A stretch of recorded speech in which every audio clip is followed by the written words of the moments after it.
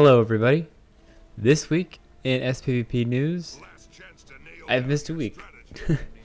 Sorry about that. I had to move and I was without my computer for longer than I expected, by about 4 days. So sorry about the lack of content this week. Hopefully I can make it up to you guys. I have a new segment I want to try, but it's not going to be a part of the schedule just because I don't want to break any promises, and I'm not sure how long it's going to take to make each one. But it's not really a set series. It's just going to be as I go and I figure things out. I'll post things up for you guys. It might be useful for teams starting out and people looking for new ideas to expand their team options. But anyways, in this week and a half that I've missed, we've finally got some good news. We've gotten more announcements on the upcoming blog post that was supposed to happen 2 weeks ago. We got a post saying that it's on its way, and then we got another post from Jonathan Sharp describing the process of what it takes to make this blog post. So apparently it's going to be a groundbreaking masterpiece of whatever blog posts are supposed to become. But I don't know. One of the posts that they said, talking about some of the things they were going to explain and discuss with their new blog post about balance and new features. It wasn't exactly my best hope of what they'd be putting for, especially things like balance.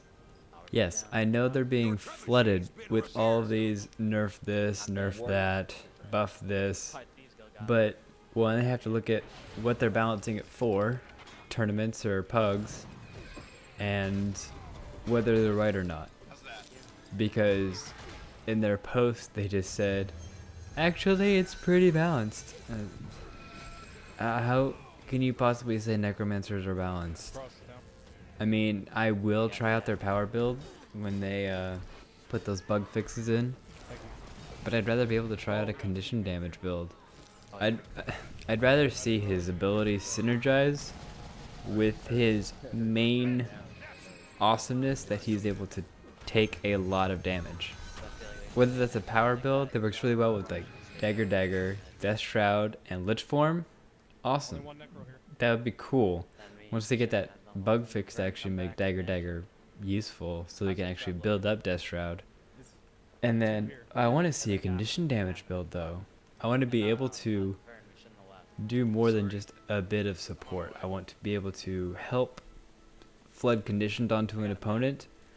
I want to be able to quickly put those conditions on everyone else, and then I can use Plague to just walk around the field, taking all the damage and finishing everyone off at the same time.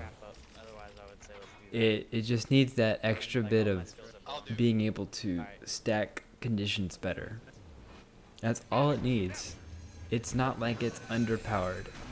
It just needs to actually fit the description of a necromancer. I mean, technically necromancer should have really good lifesteal in the first place.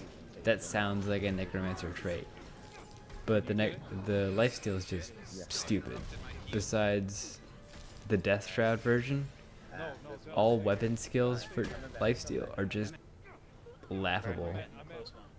I mean, the highest I can get mine in PvE, which I did in PvE.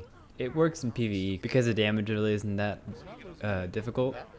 I can heal maybe about 1500 health. Now, in a PvP setting, that's absolutely nothing, especially in the amount of time it takes. That is 1500 health over 5 seconds. That's not going to work.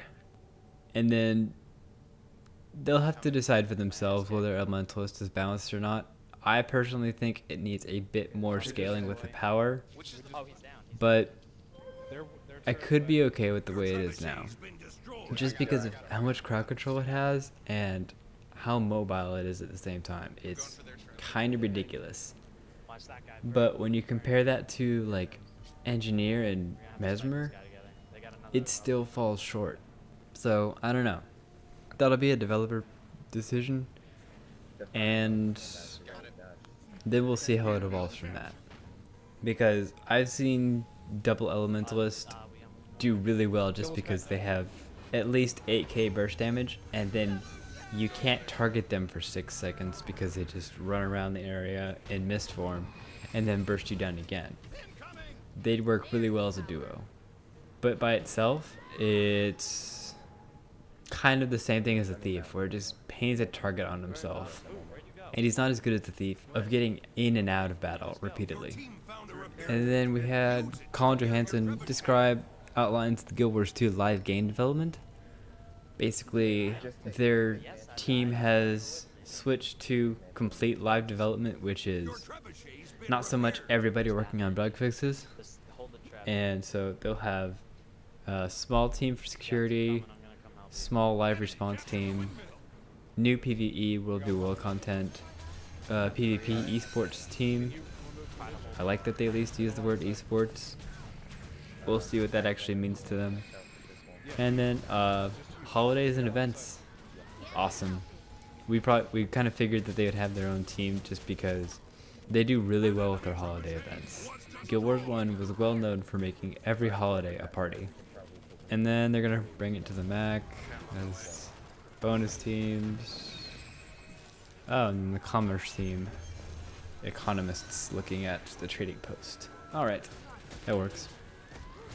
So we have things to look forward to at least. But for now, all we can do is wait. So again, sorry about the lack of content this week. I hope you'll enjoy next week though. So look forward to that, and I will see you next week.